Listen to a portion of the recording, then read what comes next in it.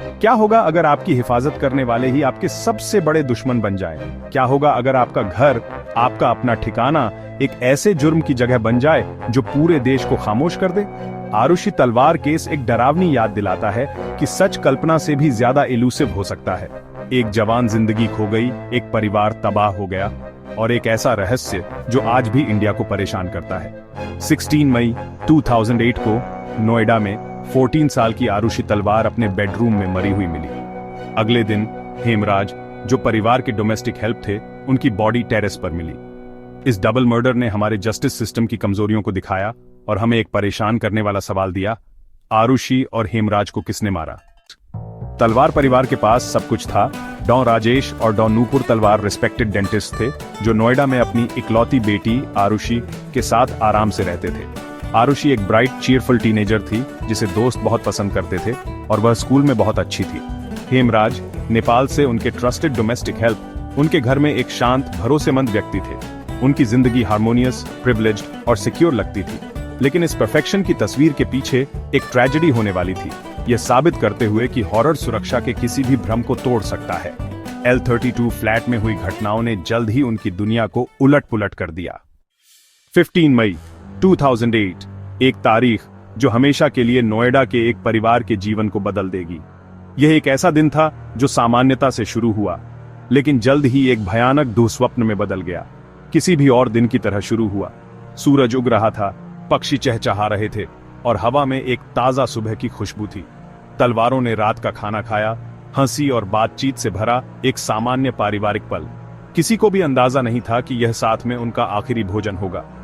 आरुषि ने school project पर काम किया, अपनी पढ़ाई में डूबी हुई, भविष्य के सपनों और आकांक्षाओं से भरी हुई। वह एक उज्जवल और होनहार लड़की थी जिसके आगे पूरी जिंदगी थी। और उसके माता पिता अपने कमरे में चले गए, थके हुए लेकिन संतुष्ट। वे आने वाले कल के लिए आराम करने के लिए उत्सुक थे। आरुषि की आखिरी नोन एक्टिविटी एक ऐसी गतिविधि जो बाद में जांच का एक महत्वपूर्ण हिस्सा बन जाएगी। 10 PM पर उसके नए कैमरे से ली गई एक फोटो थी, एक साधारण तस्वीर, लेकिन एक भयानक रात की आखिरी जीवित स्मृति। अगली सुबह मेड आई और दरवाजा बंद पाया, एक असामान्य दृश्य जिसने उसे चिंतित कर दिया।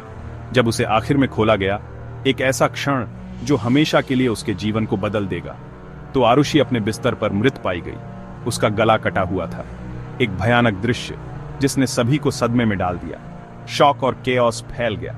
खबर जंगल की आग की तरह फैली जिससे हर कोई हैरान रह गया। पुलिस ने तुरंत हेमराज पर शक किया, घर का नौकर जो उस समय लापता था, जो गायब था। संदेह और अटकलों का माहौल गहराता गया। लेकिन अगले ही दिन एक और भयानक मोड़ आया। हेमराज की बॉडी टेरेस पर मिली, एक और चौंकाने वाला खुलासा जिसने मामले को और उलझा दिया, जिससे यह केस डबल मर्डर में बदल गया। एक भयानक त्रासदी जिसने पूरे देश को हिलाकर रख दिया। उस रात और सुबह के बीच की घटनाओं का क्रम एक रहस्य का दिल बन गया। एक ऐसा रहस्य जो सालों तक अनसुलझा रहेगा, जो सालों तक इन्वेस्टिगेटर्स को बैफल्ड करेगा। सबूतों की कमी और विरोधाभासी बयानों ने जांच को और जटिल बना दिया। हेमराज पर सस्पेक्ट के रूप में शुरुआती ध्यान ने जरूरी सबूतों की खोज में देरी की।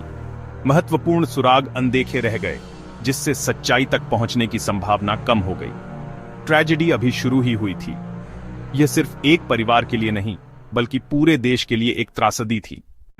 नोएडा पुलिस द्वारा क्राइम सीन को मिसहैंडल करना विनाशकारी था। रिश्तेदार, पड़ोसी और मीडिया ने उसे रौंद डाला, जिससे सबूत कंटेमिनेट हो गए। उनकी टनल विजन ने उन्हें हेमराज को दोषी ठहराने पर मजबूर किया, दूसरे पॉसिबिलिटीज को नजरअंदाज किया और टेरेस की तलाशी लेने में नाकाम रहे, जहां उसकी बॉडी 24 घंटे से ज्यादा समय तक अनडिस्कवर्ड पड़ी रही। जब हेमराज मिला तो पुलिस ने शक माता पिता पर कर दिया, ऑनर किलिंग का मोटिव सुझाते हुए डॉ. राजेश तलवार को गिरफ्तार किया गया और पुलिस ने बिना ठोस सबूत के सेंसेशनल दावे किए। इन्वेस्टिगेशन अटकलों पर निर्भर थी, तथ्यों पर नहीं, और मीडिया फ्रेंजी ने पब्लिक आउटरेज को और भी बढ़ा दिया। असली कहानी कंफ्यूजन और कैरेक्टर असैसिनेशन के जाल में खो गई। शुरुआती पुलिस फेलियर्स केस को परेशान करते रहेंगे, जिससे सच को ढूंढना और भी मुश्किल हो जाएगा। राष्ट्रीय विवाद के लिए मंच तैयार था। पब्लिक प्रेशर बढ़ता गया, मीडिया का ध्यान इस केस पर टिका रहा और आखिरकार मामले की गंभीरता को देखते हुए केस को सीबीआई को सौंप दिया गया। पहली सीबीआई टीम ने अपनी जांच शुरू की और स्वाभाविक रूप से उनका ध्यान सबसे पहले घर में मौजूद 3 नौकरों पर केंद्रित किया गया। उनसे गहन पूछताछ की गई, उनके बयानों को बारीकी से परखा गया। इस टीम ने यह थ्योरी दी कि हत्याएं एक बॉचड असॉल्ट के कारण हुई, शायद एक असफल लूटपाट की कोशिश में। उनका मानना था कि अपराधी घर में घुसे और विरोध करने पर उन्होंने हमला कर दिया, लेकिन सबूत कमजोर थे, परिस्थितिजन्य थे और ठोस सबूतों के अभाव में संदिग्धों को रिहा कर दिया गया। जांच आगे नहीं बढ़ पा रही थी। निराशा के माहौल में एक दूसरी सीबीआई टीम ने केस संभाला, एक नई उम्मीद के साथ कि वे सच्चाई का पता लगा पाएंगे। इस नई टीम ने नौकरों की थ्योरी को खारिज कर दिया। उनका मानना था कि ये एक भटकाने वाला रास्ता है और उन्होंने माता पिता पर फिर से ध्यान केंद्रित किया। उनके व्यवहार और बयानों की गहराई से जांच की। उन्होंने तर्क दिया कि घर में कोई फोर्स्ड एंट्री नहीं थी, जिससे पता चलता है कि हत्यारा घर के अंदर का ही कोई व्यक्ति था। इसके अतिरिक्त क्राइम सीन को साफ किया गया था, संभावित सबूतों को नष्ट किया गया था। उनके अनुसार इन परिस्थितियों को देखते हुए केवल माता पिता ही हत्याएं कर सकते थे। यह एक अंदरूनी काम था, एक ऐसा अपराध जिसे परिवार के किसी सदस्य ने अंजाम दिया था। फिर भी उनका केस सर्कमस्टेंशियल एविडेंस पर बना था, परिस्थितिजन्य साक्ष्यों पर आधारित था, सीधे सबूत पर नहीं। उनके पास कोई प्रत्यक्षदर्शी नहीं था, कोई हथियार नहीं था और कोई ठोस मकसद भी नहीं था। 2010 में सीबीआई ने एक क्लोजर रिपोर्ट दायर की, जिसमें डॉमा राजेश तलवार को प्राइम सस्पेक्ट बताया गया, लेकिन साथ ही सबूतों की कमी को भी स्वीकार किया गया। उन्होंने माना कि उनके पास मुकदमा चलाने के लिए पर्याप्त सबूत नहीं है, लेकिन कोर्ट ने क्लोजर को खारिज कर दिया, रिपोर्ट को चार्जशीट में बदल दिया और तलवारों को ट्रायल के लिए भेज दिया, यह मानते हुए कि उनके खिलाफ मुकदमा चलाने के लिए पर्याप्त सबूत हैं। 2 सीबीआई टीमें, 2 कॉन्फ्लिक्टिंग थ्योरीज, एक ही मामले को 2 अलग अलग दृष्टिकोणों से देख रही थी। कोई साफ जवाब नहीं, रहस्य और गहरा गया, सच्चाई अभी भी पकड़ से बाहर थी। तलवारों का ट्रायल 2012 में शुरू हुआ, जिसमें देश हर मोड़ पर नजर रख रहा था। अभियोजन पक्ष सर्कमस्टेंशियल एविडेंस पर निर्भर था, कोई फोर्स्ड एंट्री नहीं, एक साफ किया हुआ क्राइम सीन और अपार्टमेंट में माता पिता की मौजूदगी। फोरेंसिक एक्सपर्ट्स ने दावा किया कि छोटे घर में मिले एक गोल्फ क्लब और सर्जिकल इंस्ट्रूमेंट से मेल खाती थी। बचाव पक्ष ने तर्क दिया कि इन्वेस्टिगेशन शुरू से ही फ्लॉड थी, सबूतों के साथ छेड़छाड़ की गई थी और बाहरी लोग अंदर आ सकते थे। उन्होंने एक खूनी हथेली के निशान और डीएनए एविडेंस की ओर इशारा किया, जो परिवार से मेल नहीं खाता था। 2013 में कोर्ट ने तलवारों को दोषी पाया, उन्हें उम्र कैद की सजा सुनाई। फैसले ने देश को बांट दिया, कुछ ने इसे न्याय देखा, दूसरों ने इसे न्याय का उल्लंघन देखा। तलवारों ने अपील की, अपनी मासूमियत पर जोर दिया। 2017 में इलाहाबाद हाई कोर्ट ने तलवारों को बरी कर दिया। इस फैसले ने पूरे देश को चौंका दिया।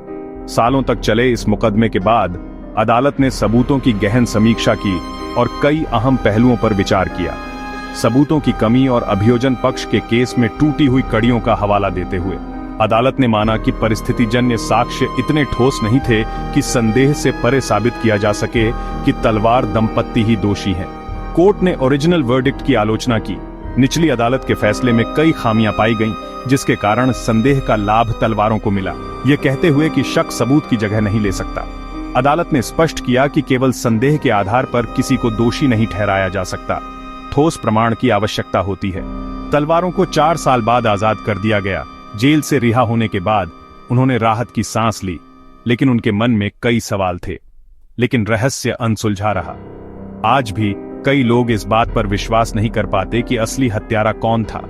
मुख्य सबूत जो इस केस को सुलझाने में मदद कर सकते थे, वो कभी सामने नहीं आए। हत्या के हथियार, जिनका मिलना इस केस के लिए बेहद जरूरी था, कभी नहीं मिले। डीएनए, जो असली हत्यारे की पहचान बता सकता था, वो भी पूरी तरह से मेल नहीं खाया। और हथेली का निशान, जो घटनास्थल पर पाया गया था, वो भी किसी नतीजे पर नहीं पहुंचा सका, कभी जवाब नहीं दे पाए।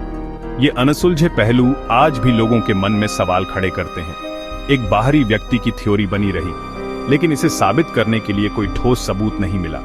लेकिन किसी को भी कभी दोषी नहीं ठहराया गया। इस केस में न्याय अधूरा रह गया। बंद दरवाजा एक रहस्य बनकर रह गया।